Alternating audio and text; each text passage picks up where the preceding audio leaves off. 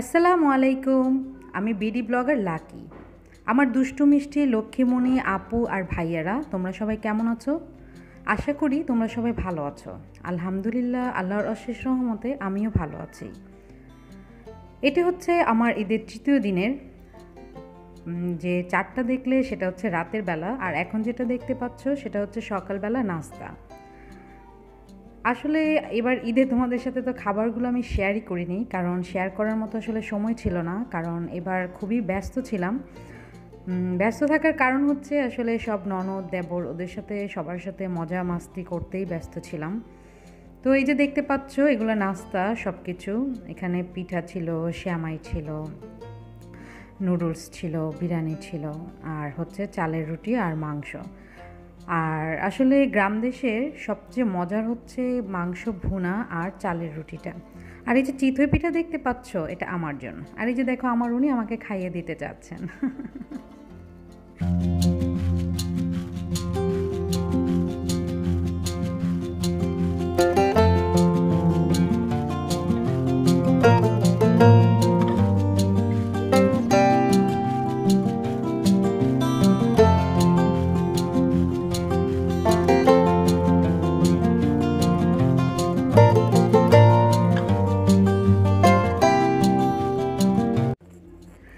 আলহামদুলিল্লাহ, রাতে যেমন একটি সুন্দর চাঁদ দেখে ঘুমিয়েছি, ঠিক সকালবেলা উঠেও খুব সুন্দর একটা পরিবেশ দেখেছি, যার জন্য মনটা আসলে খুবই ভালো। সকালবেলা ঘুম থেকে উঠেই চলে গিয়েছিলাম আমার দেবরের সাথে বাইক ভ্রমণে। আসলে ওর খুব ইচ্ছে ছিল আমাকে বাইকে করে ঘোরাবে। 2-3 দিনই বলেছে চলেন ভাবি ঘুরে নিয়ে আসি, কিন্তু আসলে আমি একদমই সময় দিতে পারিনি, যার জন্য গিয়েছিলাম ঈদের তৃতীয় দিন একদম সকালবেলা ঘুম থেকে উঠে ফ্রেশ হয়েই চলে গিয়েছি। তো দেখো চারিদিকের পরিবেশটা কত সুন্দর, যেদিকেই তাকাই সেখানেই শুধু সবুজ সবুজ আর সবুজ। এই যে দেখতে পাচ্ছ এটা হচ্ছে টি গার্ডেন।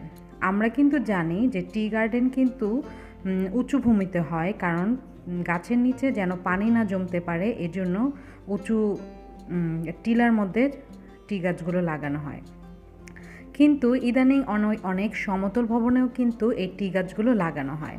তবে সবচেয়ে মজার বিষয় হচ্ছে একটি, যে ইদানিং এবার গিয়ে একটি নতুন জিনিস আমি শিখতে পেলাম, যে এই যে দেখতে পাচ্ছ চা বাগান, তো এই চা গাছগুলোর মধ্যে নাকি পোকা হয়, আর এই পোকাগুলো তাড়ানোর জন্য ওরা নাকি আর একটা পোকা নিয়ে আসে, আর ওই পোকাটা এনে ওরা এখানে ছেড়ে দেয়। আর ছেড়ে দিলে ওই পোকাটা কি করে, ওই যে দুষ্ট ক্ষতিকর পোকাগুলো রয়েছে ওদেরকে খেয়ে ফেলে, খেয়ে ওদেরকে মেরে ফেলে। আর যে পোকাগুলো খেয়ে ফেলে ওগুলোও 21 দিন পরে অটোমেটিকলি মারা যায়।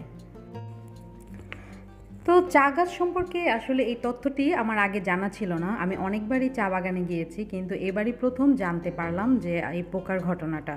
তো এই যে দেখতে পাচ্ছ চারিদিকে সবুজ চা বাগান, আসলে এই প্রাকৃতিক সৌন্দর্য দেখার মজাই আলাদা। আর সকাল সকাল সবুজ আর সবুজ দেখার আনন্দটাই আলাদা। মনটা ভরে গিয়েছে, প্রকৃতির মতো বড় হয়ে গিয়েছে। এমনিতেও মনটা আসলে অনেকটাই ভালো, আর একটু ব্যস্ত, কারণ সবার সাথে খুবই মজা করছিলাম। আর ইউটিউবে আসলে আমার ভিডিওগুলোতে অনেক ভাইয়া আর আপুরা তোমরা কমেন্টস করছো, কিন্তু আমি হয়তো ব্যস্ততার জন্য রিপ্লাই দিতে পারছি না, তবে অনেকের ভিডিওই কিন্তু আমি দেখছি। তো তোমরা কেউ মন খারাপ করো না, আর দয়া করে আমাকে কেউ ভুল বুঝো না, কারণ আমি এখন আসলে আমার শ্বশুরবাড়ি মধুরহারিতে। আমি যখন বাসায় চলে যাব তবে ইনশাল্লাহ তখন সবার ভিডিও আরও বেশি বেশি করে দেখব, এবং কমেন্টসের রিপ্লাই তো অবশ্যই দিব, কারণ আমি কিন্তু এমন কারো কমেন্টস নেই যে রিপ্লাই দেই না। আমি সব সময় চেষ্টা করি যে সবার কমেন্টসের রিপ্লাই দেওয়ার, আর তাদের ভিডিওগুলোও দেখার। তো এই জন্য তোমাদের কাছে রিকোয়েস্ট, আসলে তোমরা আমাকে ভুল বুঝবে না। বিশেষ করে একটা ভাইয়া আমাকে খুবই ভুল বুঝেছেন, আমি তার কাছে এক্সট্রিমলি সরি। আসলে লাইভ স্ট্রিম করার সময় অনেক কমেন্টসগুলো স্পাম হয়ে যায়, আমি অনেক কমেন্টস দেখতে পাই না। তো যাই হোক, এই যে দেখতে পাচ্ছ পাহাড়, এই পাহাড়টা যখন নাকি আমি প্রথম দেখেছি আমি ভেবেছিলাম হয়তো এটা মেশিন দিয়ে কেটেছে। তো আমি যখন জিজ্ঞেস করলাম আমার দেবরকে যে এভাবে এত বড় পাহাড় কিভাবে কাটলো, তো ও আমাকে জানালো না, আসলে এটা মানুষ করেননি, এটা হচ্ছে ভূমিধস যেটাকে বলে, পাহাড় ভেঙে ভেঙে যে পড়েছে, ভেঙে পড়ে এমন হয়েছে। তো দেখো প্রকৃতির সৌন্দর্য, কি সৌন্দর্য। আমরা সব সময় আল্লাহর কৃতজ্ঞতা প্রকাশ করব। প্রকৃতির এই সৌন্দর্য আল্লাহ কিন্তু আমাদের জন্যই সৃষ্টি করেছেন। আর ওই তো দেখতে পাচ্ছ ওরা এখন ওষুধ দিচ্ছে, এখানে ওষুধ দেয়া হয় আর তারপরেই সে পোকাগুলো ছাড়া হয়। আর এই যে দেখতে পাচ্ছ রাস্তাটা কিন্তু খুবই ভয়ঙ্কর, যখন ও বাইক চালাচ্ছিল আমি তো প্রথম খুবই ভয় পাচ্ছিলাম, কারণ রাস্তাটা দেখো কেমন আঁকা বাঁকা, সামনে দিয়ে যদি কোনো বড় গাড়ি আসে দেখার ওয়ে নেই। এই রাস্তাটা খুব সাবধানে খুব সতর্কতার সাথে এই রাস্তা দিয়ে যাওয়া উচিত।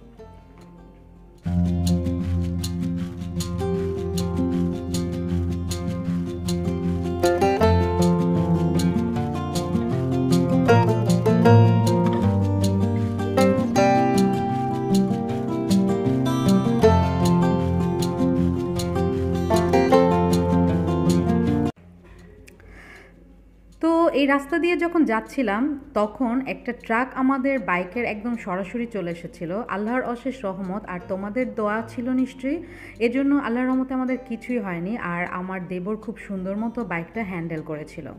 আসলে এই রাস্তাটা খুবই বিপজ্জনক। এটি হচ্ছে হবিগঞ্জ চুনারুঘাটের সাতছড়ি যাওয়ার রাস্তা।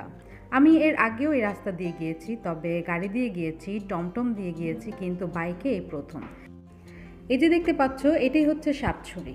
ঢাকা থেকে বলো বা সিলেটের বাইরে থেকে যারাই নাকি আসে সাতছড়িতে ওরা এখানেই নামে। এটার ওপরে অনেক বড় একটা টাওয়ার আছে, ওই টাওয়ারের উপরে উঠলে পুরো সাতছড়িটাই খুব সুন্দর মতো করে দেখা যায়।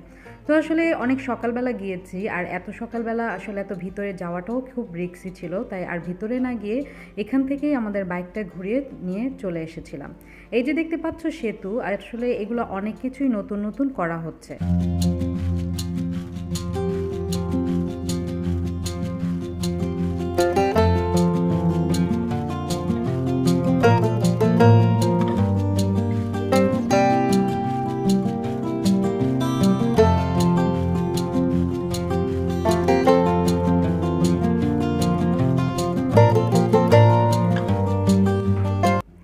তো চা বাগান থেকে ঘুরে আমরা এখন চলে এসেছি গ্রামের রাস্তায়। আর গ্রামের রাস্তায় ধান, অনেকেই ধান কাটছে, আবার অনেকে ধান তুলছে, আবার অনেকে ধান ভাঙাচ্ছে মেশিনে করে। আর এই যে দেখতে পাচ্ছ এখানে এভাবেই রাস্তার উপরে এই ঘাসগুলো শুকা দেওয়া হয় যেন রোদ্রের মধ্যে শুকে যায়। আসলে গতকাল এখানে অনেক বেশি বৃষ্টি হয়েছিল, যার জন্য চারিদিক ভেজা।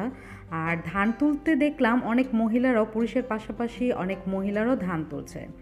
আর প্রচুর বাতাস ছিল, যা দেখে আমার খুবই ভালো লাগছিল। আসলে তোমরা শোনো বাতাসের একটু শব্দ।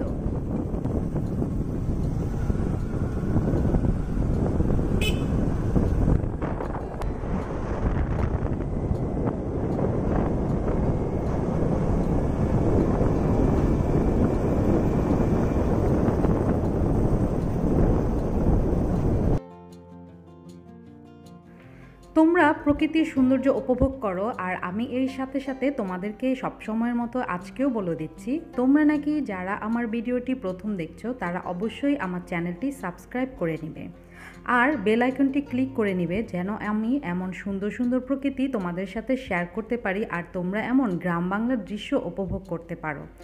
আর যারা নাকি তোমরা আমার সাথে সব সময় আছো তাদেরকে তো অন্তরের অন্তঃস্থল থেকে অনেক অনেক অনেক ভালোবাসা।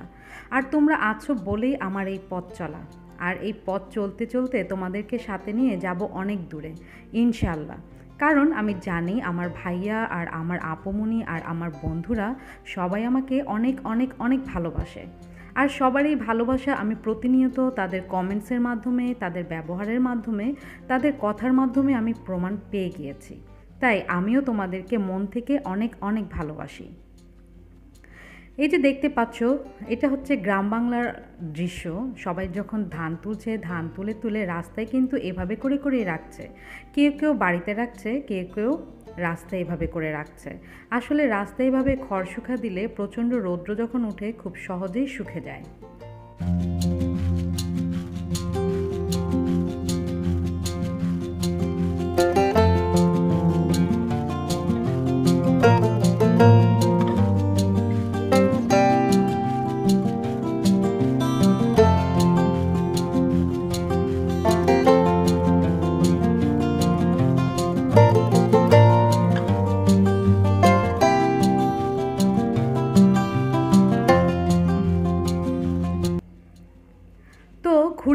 এসে বাসায় যখন চলে এসেছি, এটা হচ্ছে দুপুরবেলার আয়োজন। দুপুরবেলা যেহেতু গেস্ট এসেছে, অনেক আয়োজন করা হয়েছে। গরুর মাংস ভুনা, এটা হচ্ছে মাছ ভুনা, মাছটাকে আসলে ভাজা হয়েছে, আর এটা হচ্ছে ডিম ভুনা।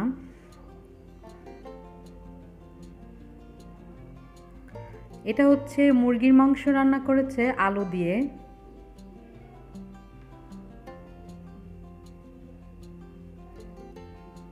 এটা হচ্ছে সবজি। সবগুলা খাবারই আসলে খুব ইয়াম্মি ছিল, আর পুরো টেবিল ধরে খাওয়াটার মজাই আলাদা। আরও ছিল এখানে পাতলা ডাল, যেটা না হলেই নয়, এটা লাগবেই আমাদের সবার। আর আমার তো ডাল না হলে চলেই না। এটা হচ্ছে আমাদের ক্ষেতের চালের ভাত। এখানের ভাত কিন্তু ক্ষেতের চালের ভাত কিন্তু দেখতে একটু অন্যরকম হলেও খেতে কিন্তু অনেকই মজা। আর অনেকেই খুব পছন্দ করে, খুব শখ করে এটা খায়, কারণ এটা খাওয়ার স্বাদই আলাদা। আর দোকান থেকে কিনে খাওয়া সেটা অনেক সময় কিন্তু আর্টিফিশিয়ালও হয়, কারণ নকল দিয়ে তো সারা দুনিয়াটাই ভরে গেছে। আর এই যে শশা, এই শশা কিন্তু অনেকেরই খুবই পছন্দ। তো তোমার যার নাকি পছন্দ, সে এখান থেকে একটু নিয়ে শশা খেয়ে ফেলতে পারো। লেবু, লেবু ছাড়া তো খাবার মজাই বোঝা যায় না। এটা হচ্ছে কলিজি ভুনা, এটা আমি করেছিলাম, আর এটা একদম সাথে সাথেই শেষ হয়ে গিয়েছিল। সবার কাছে খুবই মজা লেগেছিল। এত ভালো হবে আসলে আমি বুঝতে পারিনি। যাক, আমার হাতের রান্না খুবই মজা, বুঝতে পারলাম। এটা হচ্ছে ছোটো মাছ ভুনা। আসলে আমি এখানে আসলে সবসময় ঘাটের ছোটো মাছ খেতে চাই, তো এগুলো ধরা মাছ। সবসময় আমি আসার সাথে সাথেই মাছ ধরবে আর আমার জন্য রেডি করবে। এই যে লাল শাক। তো এখানে অনেক আয়োজন ছিল, আর অনেকেই ছিল। সবাই মিলে বসে যখন খেয়েছে, দেখতেও ভালো লেগেছে, খেতেও ভালো লেগেছে। তো আমার ভিডিওটি তোমাদের কাছে কেমন লেগেছে সেটা অবশ্যই কমেন্টসের মাধ্যমে জানাবে, আর লাইক দিতে কিন্তু ভুলেও ভুলবে না। আমি জানি তোমরা আমাকে অনেক ভালোবাসো, লাভ করো, তো তোমরা লাইক দিতেও ভুলবে না। তো তোমরা এনজয় করো আমাদের খাবারগুলো, আর আমি তোমাদের কাছ থেকে বিদায় নিয়ে নিচ্ছি। তোমরা সবাই সুস্থ থেকো, সুন্দর থেকো, ভালো থেকো, আমার জন্য দোয়া করো, আর আমিও তোমাদের সবার জন্য অনেক অনেক অনেক বেশি বেশি দোয়া করব। আল্লাহ হাফেজ।